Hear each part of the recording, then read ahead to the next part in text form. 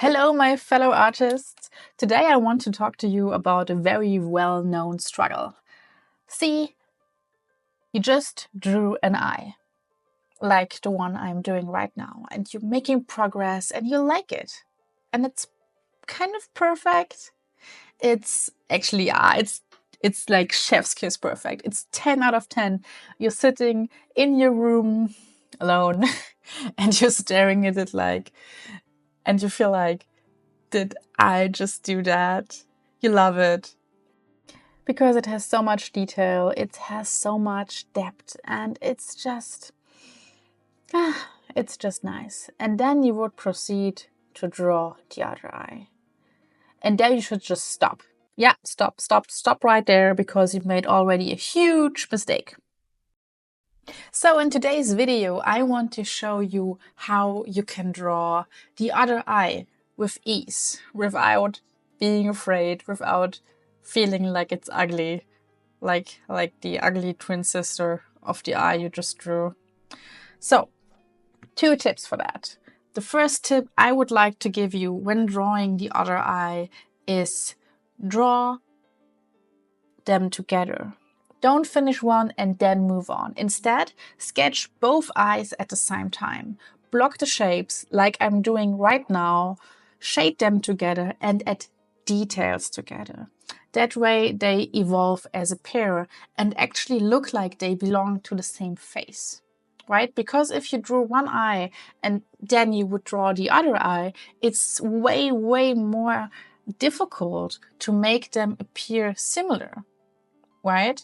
And one other thing I would like to tell you, it's even if you do that, it will be way easier, but it's next to impossible to draw 2 eyes that are identical, right? So if you were to draw digitally, you could just clone and flip it.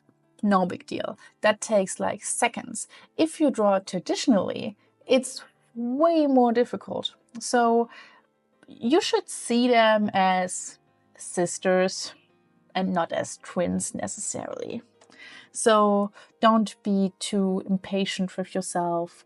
Try to get them as similar as possible and try to do them at the same time. Trust me, it will be way easier, because after each step you can compare them, right? You start with the frame and then compare them, compare the size and the positioning. Then you continue with the iris and you do that and compare them and see if the reflections match, if the pupils match, right?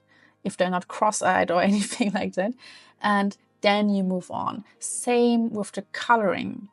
If you drew one eye and start a coloring for that and use like many different colors, you probably will forget what color you used at what time. So it's also pretty difficult to mix them so that they are similar. If you color them at the same time, you can do one step for each eye, and it will be very easy to get the same coloring done for both eyes. So that's the first tip. So this is very important if you want to draw your character in a frontal view, right? If they're looking right at you, there's no angle, no tilted head, no anything, then this will be perfect for you. But I have a second tip for you. And I think it's the better tip, to be honest, because I would always suggest to not do the frontal view of the face, especially if you want to draw manga, right? So if you were to draw like a traditional face, it will be much easier, because then it's kind of more acceptable when the eyes don't match, because even for every human, your eyes are not 100% identical. It will probably even look unnatural if you did it that way. For manga or like cartoon style eyes, it's kind of different, because they are kind of expected to look the same. So what should you do instead? Let me tell you. So in this case, I would suggest you to use a 3/4 view. So here's the game changer. Tilt the head slightly. A 3/4 view adds natural asymmetry. And the best part, the eyes don't have to look identical anymore. If you do that, you have to keep a couple of rules in mind. So the eye that is facing you, you can just draw a normal eye. But the other eye, right, the eye that is like more like further away from you, it should never be smaller. It's never smaller, but it's narrower because of the perspective. So it looks slightly compressed horizontally, not vertically. And a common mistake is to shrink the whole eye. But really, the eyeball is the same size. Your eyes don't get just smaller because your head is a bit tilted, right? Just the visible shape of the eye gets squished a little bit. And that's what I'm doing here. See the difference? The height of the eye is the same, but the riff, it's decreasing. And if you do this 3/4 view, drawing eyes will be so much easier.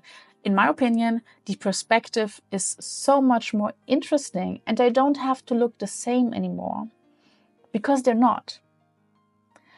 In my opinion, this is way more easy, way less stressful, and it gives like a very natural and dynamic result. And for this step, I would also do the drawing eyes at the same time tip, right? So even if you do like a 3/4 view, I would highly recommend to draw the eyes at the same time because the coloring thing would still apply in this case. So that's it for today's video. Please let me know if you liked it by dropping a like, maybe a subscribe. I'm happy to get comments and suggestions for other videos, other things you would like to see. And hopefully see you in the next one. Bye!